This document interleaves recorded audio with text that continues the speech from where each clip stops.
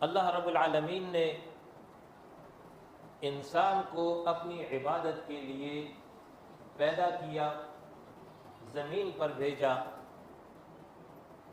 اللہ کی عبادت اللہ کی رضا کے مطابق زندگی گزارنے کا نام ہے۔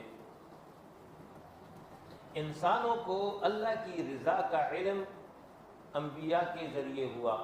یہ انبیاء جس کی ابتدا سیدنا آدم علیہ السلام سے ہوئی، اور اس سلسلے کی آخری کڑی نبی اکرم صلی اللہ علیہ وسلم ہے۔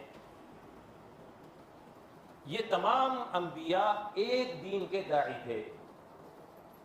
یہ نہیں کہ الگ الگ دین لے کر آئے، دین سب کا ایک تھا۔